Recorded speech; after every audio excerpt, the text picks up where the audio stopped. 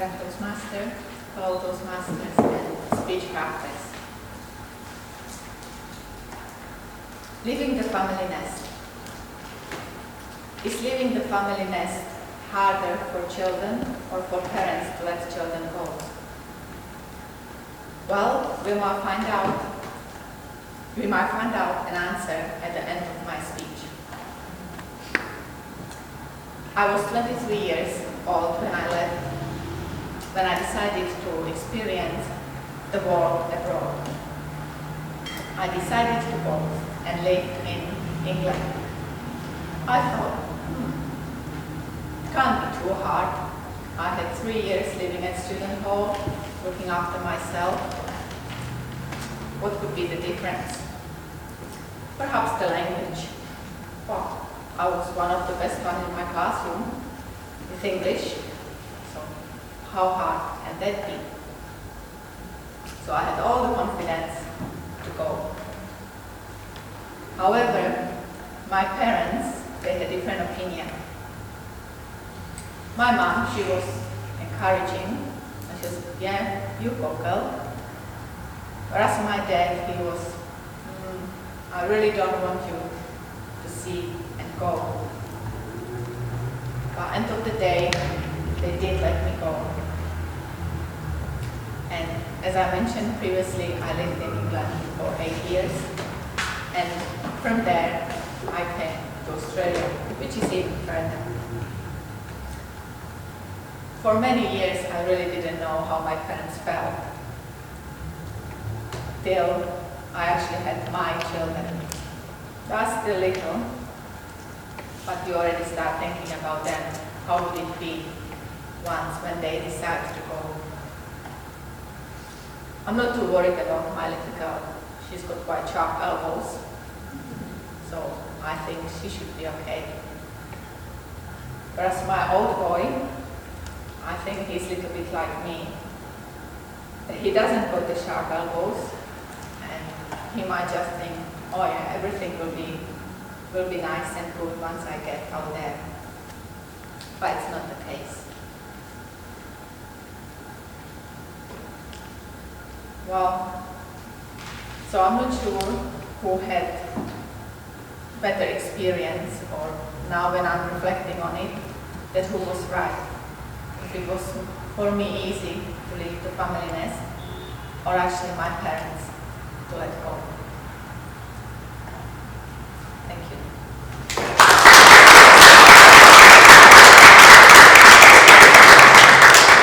With her speech, The Trailing Tourist. Please welcome her.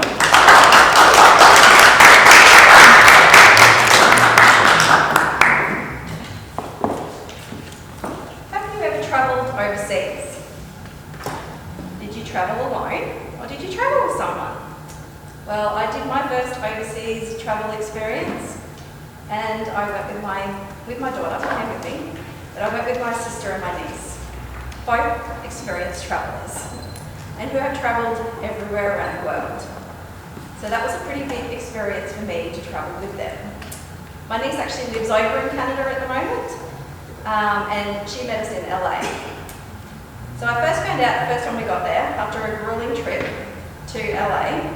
We got there in the morning, and of course both my sister and my niece were ready. They were ready to go sightseeing. Let's go. I was jet lagged, and so was my daughter, but they just dragged us around because it didn't affect my sister anymore. She could travel anywhere, never got jet lag. So we travelled for 5 weeks, going from LA, Canada to New York, and it was full on. 5 weeks, every day was sightseeing. They would have us up and out of the room by 7 o'clock every morning, and we wouldn't back to the room until about 9 or 10 o'clock every night. And with a teenage daughter, that was really hard. Trying to get a teenage daughter up at 6 a.m. every single morning was a job in itself. So to travel with experienced travellers, I soon learned that I had to be organised. I had to be packed the night before. I had to bribe my daughter every morning to get up, so it cost me a fortune. I was always 10 steps behind, no matter where we went. I was always trailing behind my sister and my niece. The cold. Of course, we went over in December, and it was freezing. It was minus 15 degrees and I didn't cope with the cold, whereas my niece lived over there, so she was fine with the cold. So they were both used to the temperature, but minus 15 was just not for me. The packing, I was amazed at how quick they could pack their bags every time we left a destination. While I was still sitting there trying to shove stuff in my bag with my daughter on top, trying to zip it up, they would already be out the door ready to go. I don't know how they did it. And my daughter and I would be wearing excess items because we couldn't fit it in the bag. The navigating, I was still getting dressed in the morning, and they already had everywhere we knew, where we were going to go, what train we had to catch, what time the trains were, where the ferries were. They had everything planned before I even got dressed. I had no idea how they did it, but it was great because I didn't have to do anything. And I was always lost because I had no sense of direction. The diary, writing down your experiences for the day. My sister would have that done before I even got out of the shower. She would have paragraphs written in Facebook with photos and everything. So I didn't have to do anything. It was great. The whole experience was noted for me. I still have no idea how they did it, but I definitely wouldn't have seen half the things I saw without these experience troubles that I travelled with.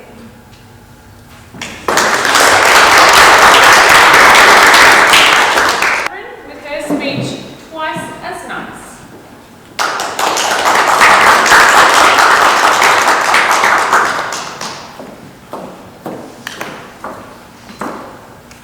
Madam Toastmasters, fellow Speechcrafters.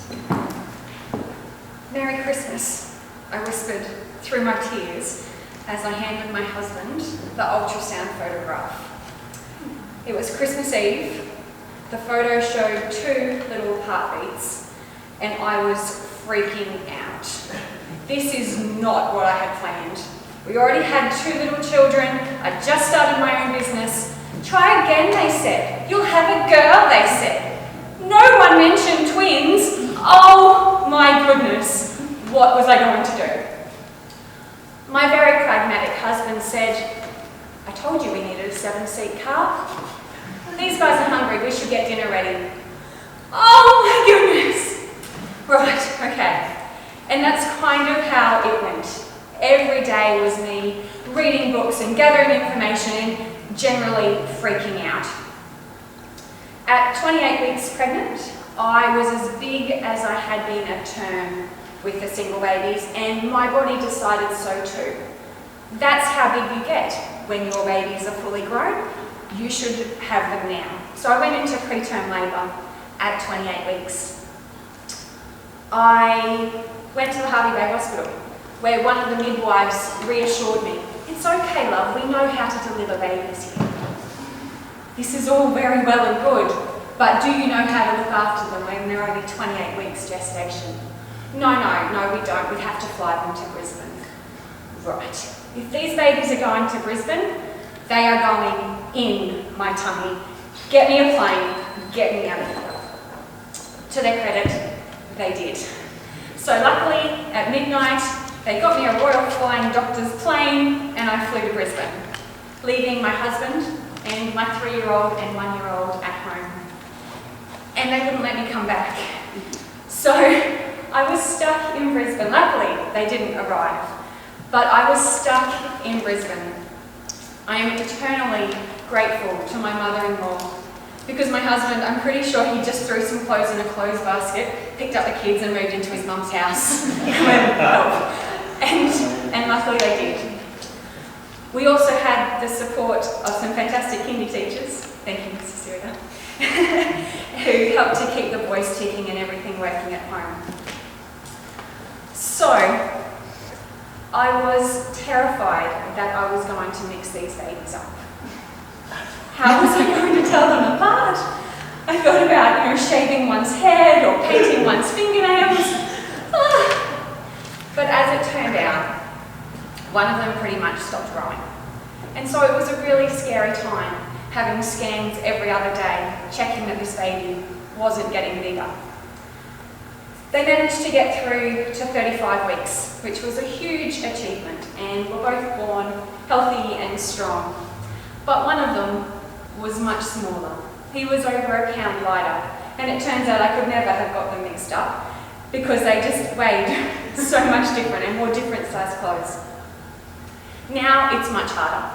They look very, very similar and they often get me mixed up. So I use mate and buddy and good job a lot without designating any names. So on bad days, and there were quite a few of them, when my house was falling apart, had crazy toddlers and screaming babies, I would just dress them all up in their best clothes and go to town. And without fail, someone would come up to me and say, "Wow, what lovely babies." And it was just the important reminder that I needed. They would also say, "Ah, double trouble."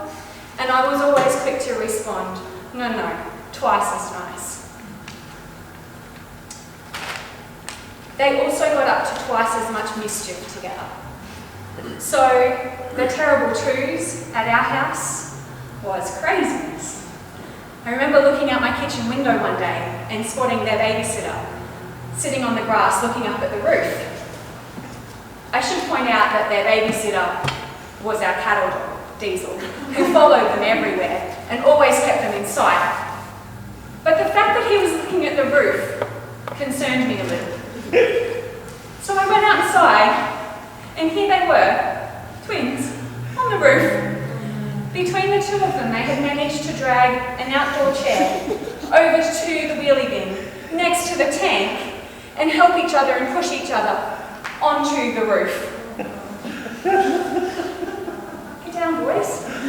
It's best we keep our feet on the ground. And they've kind of always been better together.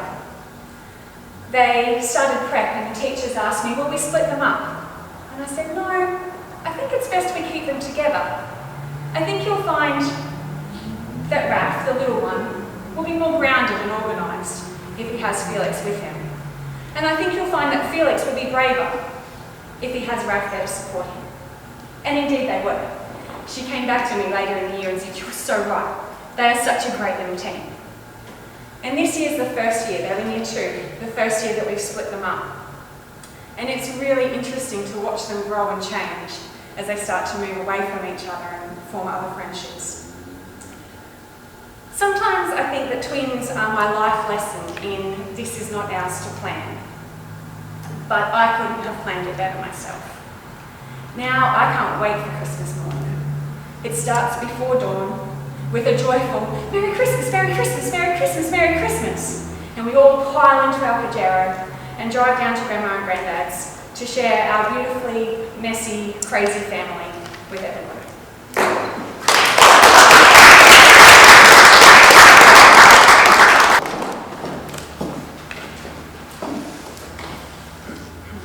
Making Toastmaster, fellow Toastmasters and Speechcrafters.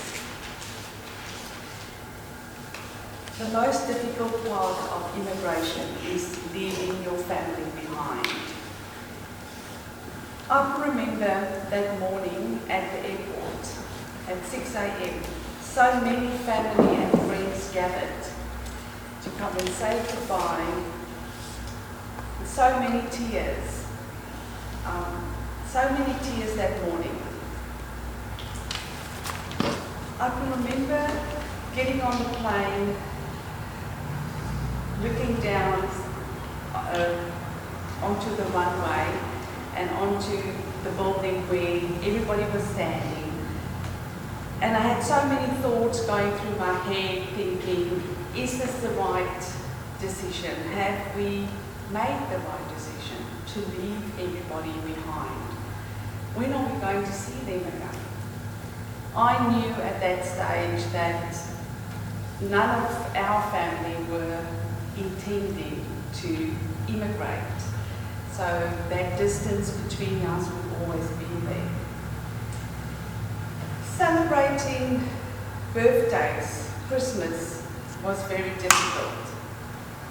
I had to emotionally prepare myself before I could make a phone call to say Merry Christmas or Happy Birthday.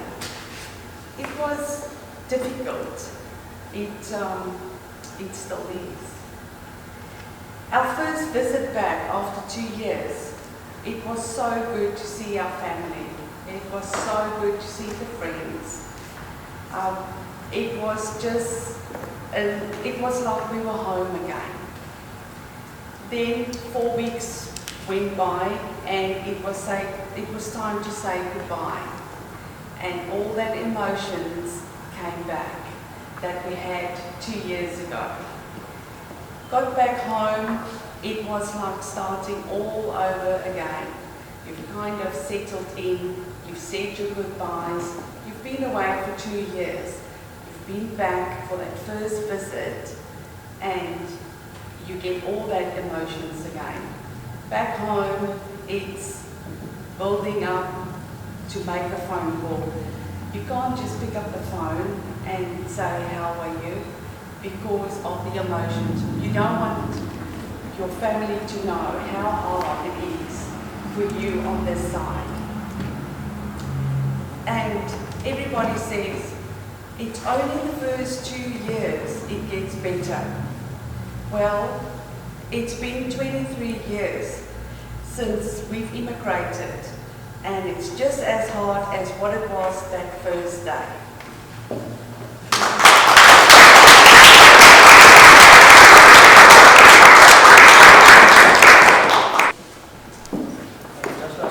Toastmasters, Speechcrafters. Growing up, did you want to be a firefighter? Going out in the truck, under the red and blue lights, putting the fire out, being the hero? I didn't. 13 years ago, I've been living on property on 5 acres in Dundarren for nearly 10 years at this stage. There was a bushfire behind our property. We couldn't see the flames, but as night fell, we could see the bright orange glow above the tree line, filling half the skyline.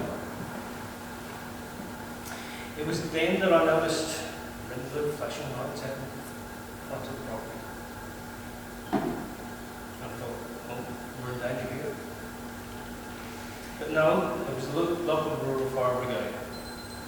And they were filling up with water from the mains.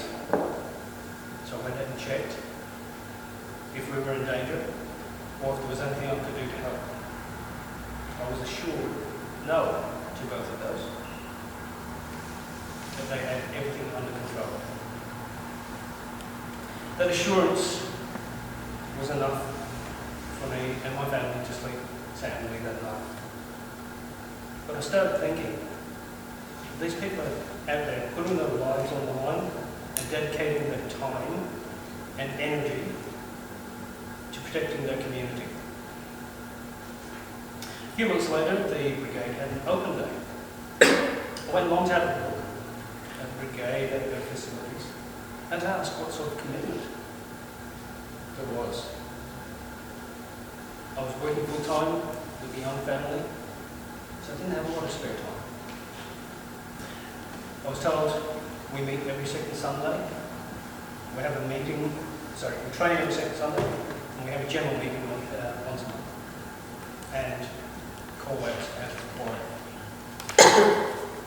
The commitment to the brigade is always in line with family first, then work. The brigade comes after that. We're all fully trained before we're even allowed to go out on call back. We always work as a team to protect life, property and the environment. And we look good in yellow. We form friendships. We have social events, social evenings, barbecues. We like barbecues. And we like the odd beer too. So it's not all work, it's not all hard work. We get out there. Quite often we get out to a fire and the old military saying, hurry up and wait. Often times we get out there and we're sitting around for 2 hours because we're waiting for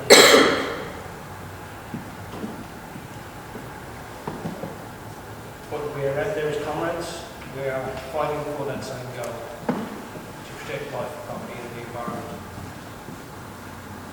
So do you want to be a firefighter? Sign up and volunteer.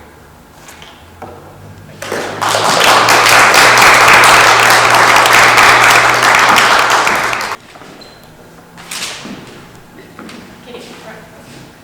Thank you, Madam Toastmaster. Did you notice? I want to know, did you notice the logo on your shoe? Or the tab on the back of your shirt? Or the tiny engraved logo on the inside of your ring? Did you notice? Yes. Yeah? Yeah? Very good. Whether you know it or not, we see design every day. From my first introduction to graphic design, I immediately saw the power of design and the benefits of design in our community. Good design can capture attention to your next event, your business, your next product or service, and it can even assist in a more engaged learning experience. Graphic designers use various design principles like colour, contrast, and proximity.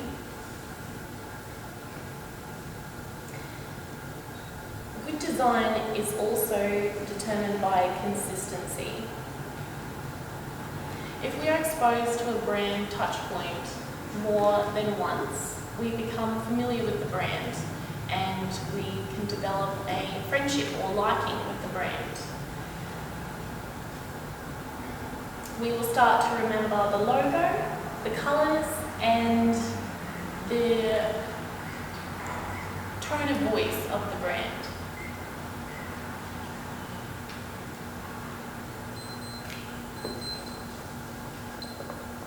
Can anyone think of a product or service they have purchased recently through consistency?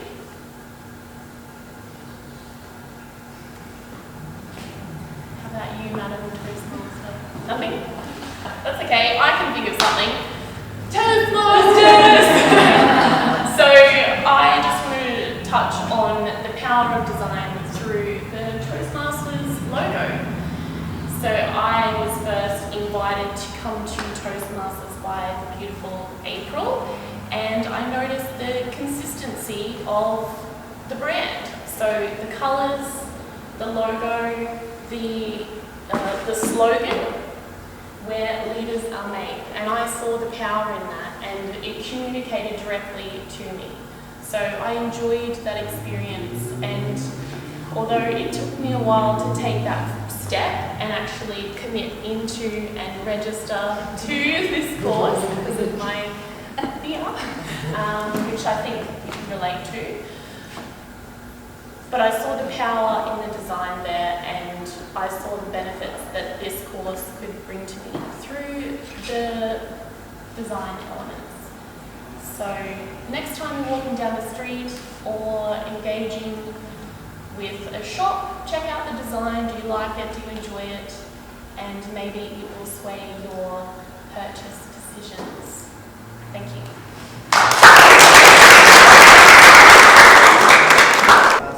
Fellow Speechcrafters and present Toastmasters. In 2 months' time, my family is coming to visit, and I have to shave off my moustache. Devastated. I'm really upset about it, but I'm trying to move on. My wife, Peter, she hates it, and so the other day we were talking, and when's it coming off, and I had a weak moment and said, when my dad comes to visit, well, he's coming in July, so it has to come off, so she's very excited. I am getting disappointed because I'm become attached to it. It's still, I know you can probably just see it, it's still growing, but yeah, I'm very attached and I've named it, so it's one of those things. So anyhow, we're moving on. I do have another 100 reasons to be excited about my dad coming. We recently went down to Melbourne with my daughter, so we had a lot of fun memories and experiences, and because of the whole COVID thing, we hadn't seen them for a long time, so to get them up in our environment, I'm really excited. So there'll be no packing on big jackets or beanies. We'll be able to go experience some warm rain where you don't have to hide, and yeah, it's a bit exciting.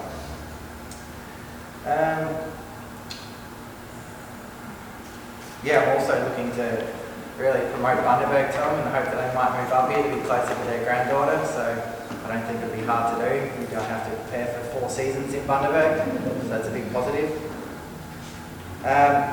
Also looking to go camping when we come up here. When I grew up, one of the fun things we did was camping. We'd go out and go fishing and, you know, camp, cook a roast and just chill out during the day. So it's something I haven't done with my family for a long time. So looking forward to doing that with my dad and my wife and baby. And yeah, it's hopefully something we can do every year. So that's very exciting also. My dad retired from the bank a long time ago, and he started a business where he builds sustainable chicken coops and gardens. So that's his work down there. And I showed him my little chicken house I was building. I'm so proud of it. And he laughed and said, "That's not a chook house." So one of the jobs he said he'll do when he comes up is he's going to build a chook house with me. So looking forward to doing that also. When we grew up, we had chooks. It was a really good thing, besides the traumatic experiences with roosters, a few, but yeah, I think collecting the eggs, and my daughter, when we went down to visit, she laughed that we get up in the morning and she's like, "Eggs, eggs," so we go down and get the eggs and she can touch it and hold it because she breaks them, so try and teach her that sort of, you know, chooks are there for, you know, eating and eggs and that sort of thing too, not that we'll be able to eat our chooks. I think too, also when they come visit, I'm looking forward to spoiling them. So when we were down there, they looked after us, sat out for dinner, and yeah, it just felt really relaxed. So I'm looking forward to doing that to them also. My dad and I, when I grew up, we did argue a lot. I guess we're very like-minded, so yeah, it was a very tense relationship. And I think when I moved to Queensland and also had a family, I sort of understand a bit more of, you know, what he was going through and how hard it was. So we really got this magic relationship now. So I'm really looking forward to seeing him and just the way he interacts too with my little girl, because I'm a big kid, but he's a big kid. So he's ducking around corners, peekaboo and all that. So it's a pretty funny time.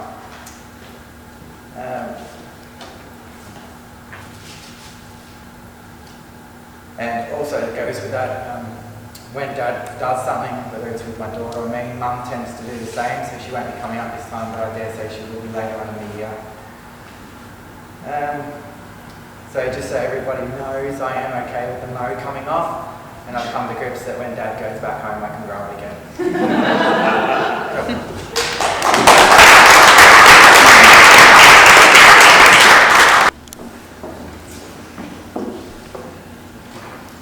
Madam Toastmasters and fellow Speechcrafters.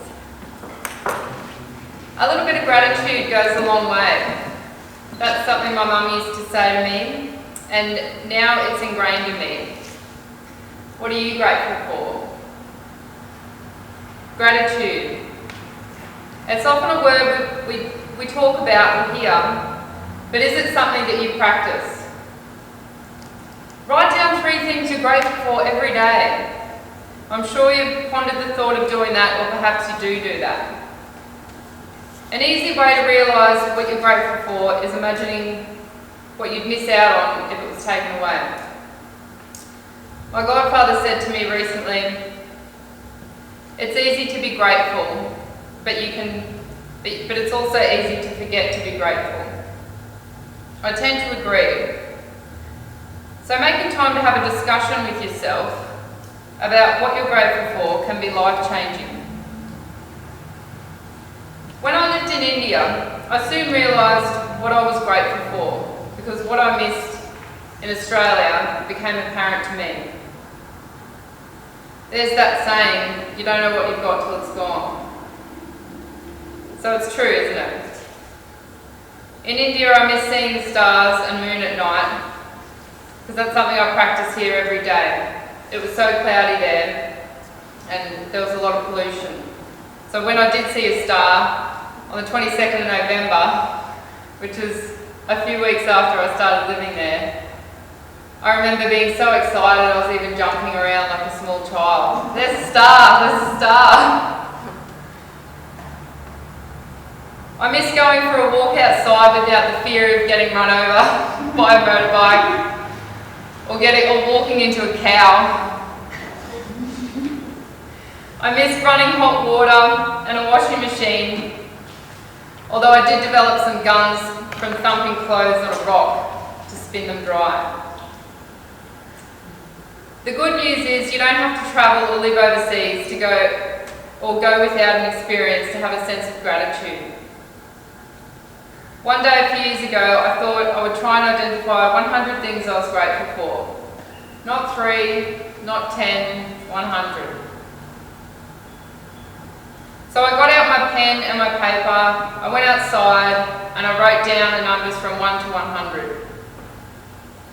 At first I wondered, how would I do it? But then once I started I realised that it wasn't so hard after all. I discovered I was grateful about not only the lovely experiences in my life, but also the challenges that I'd had. So thank you, bullies, for discouraging me to speak in front of the class, because that compelled me to conquer my fear, and now I do it as a profession. It's about recognising the challenges and how they've moulded our wonderful selves today. Of course, reflect on being grateful for electricity, for your 5 senses, for your family, for your eyebrows, because they stop the sweat coming down into your eyes. But expand your mind and think about every single little thing in detail. So my challenge to you is, can you reflect on 100 things that you're grateful for?